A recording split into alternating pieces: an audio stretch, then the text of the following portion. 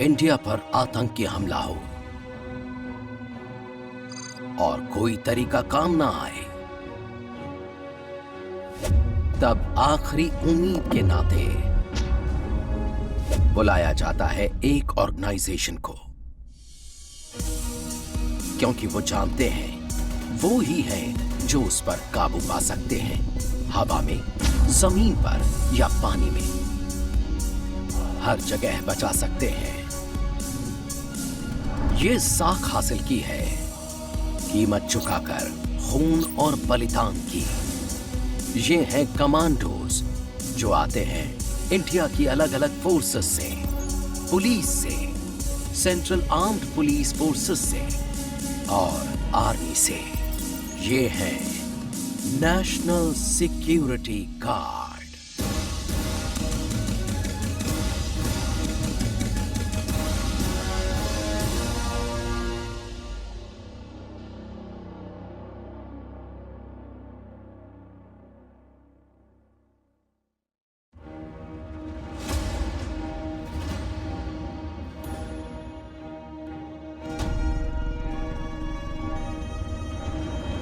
NSG campus से निकले हैं इंडिया के कुछ सबसे शानदार हीरोज, ब्लैक कैट कमांडोज, जिन्होंने लोहा लिया आतंक से देश भर में जंग के कई मैदानों में।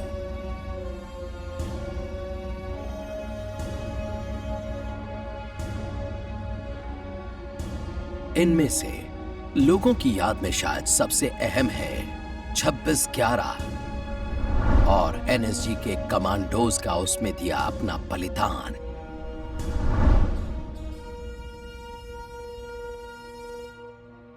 उनकी विरासत को एनएसजी ने आज तक सहेजा हुआ है। ये सोफा जिसे मुंबई के उस ताज होटल से लाया गया था जहां हुई थी 26/11 की सबसे खतरनाक जंग। नेशनल सिक्योरिटी गार्ड में नए नए आए प्रसन्नजीत तोमर खामोश खड़े हैं उस जंग की गोलियों से छलनी यादगार के सामने।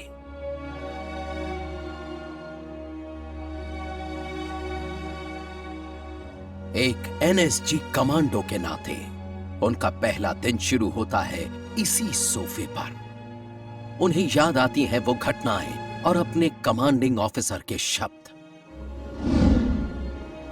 जिस जगह आप बैठे हैं इसे हम कहते हैं क्रेडल ऑफ सेक्रीफाइस।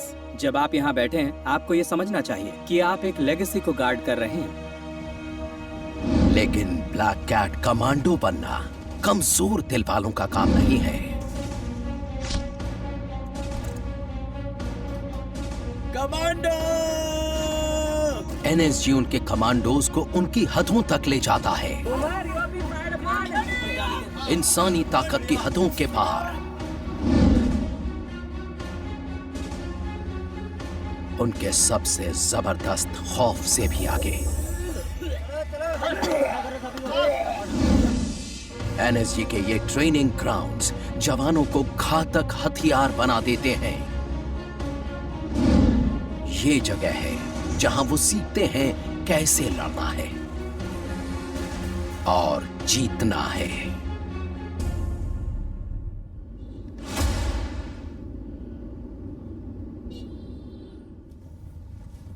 ये जो जयपुर हाईवे है ना, उस साइड से लेना।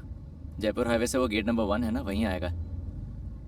नेशनल सिक्योरिटी गार्ड साल में 3 बार नए कमांडोज के लिए ट्रायल कंडक्ट करता है। प्रसन्नजीत तोमर चुने जाने की उम्मीद से आने वाले कई जवानों में से एक हैं। मैं इस समय एनएसजी के ट्रेनिंग सेंटर को ज्वाइन करने जा रहा हूँ, जहाँ पर मेरा 3 महीने का प्रोबेशन शुरू होगा। ये तभी होगा जब वो 12 हफ्ते का कमांडो कन्वर्जन कोर्स पूरा कर लेंगे। फिर आगे 6 हफ्ते का यूनिट इंडक्शन होगा। इसके बाद वो एनएसजी की ब्लैक यूनिफॉर्म हासिल कर पाएंगे। मैं अलीगढ़ से हूँ, जहाँ मैं पला बढ़ा और पढ़ाई भी वहीं से की। पढ़ाई के लिहाज से मैं एक मैकेनिकल इंजीनियर हूँ और मैंने ये कोर्स अलीगढ़ मुस्लिम यूनिवर्सिटी से किया है। एनएसजी अपनी मैन पावर पुलिस, आर्मी और पैरामिलिट्री फोर्सेस से लेता है। इसमें आने की उम्मीद पाले लगभग सभी 800 जवान अनुभवी और मजबूत हैं। उन्हें ऐसा होना ही होगा अगर वो दुनिया के सबसे कड़े कमांडो कोर्सेज में से एक से जुड़ना चाहते हैं तो। मेडिकल सर्टिफिकेट कहाँ है? तो उधर क्यों रख रखे? 6 साल लगाओ ना medical certificate. Jain sir, CC के लिए रिपोर्ट करने आया हूँ। आपने SRTC में रिपोर्ट करना है। ठीक है सर। सामान अपना लगेज गाड़ी में रखना है और बस में बैठना है आपने। स्क्रीनिंग का हफ्ता बहुत खास होता है। इस दौरान लगभग आधे उम्मीदवार बाहर कर दिए जाएंगे। वो 3 महीने के कमांडो कन्वर्जन कोर्स में दाखिल तक नहीं हो पाएंगे। जल्दी आइए फटाफट। तोमर किस्मत वाले रहे, पहले ही दिन उनका अपने साथियों से मिलना हुआ। जय हिंद। कैसा संदीप? कैसा है भाई? बस बढ़िया। जैन सर, मैं हूँ मेजर तोमर। बढ़िया सर। क्या हाल है भाई? हाय, मैं हूँ मेजर तोमर। तू पहले से ही गंजा हो गया है?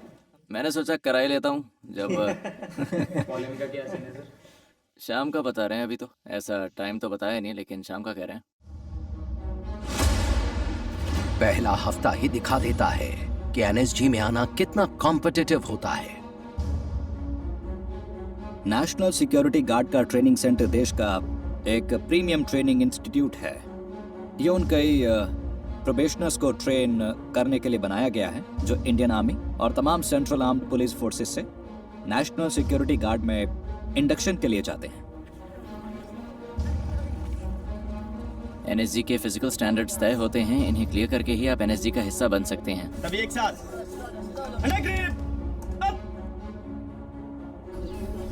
मैं सच कहूँ तो मुझे पता नहीं था कि मैं ये कर पाऊंगा, लेकिन मैंने कर दिखाया। फिजिकल टेस्ट्स के साथ ही हथियार चलाने में भी माहिर होना जरूरी है।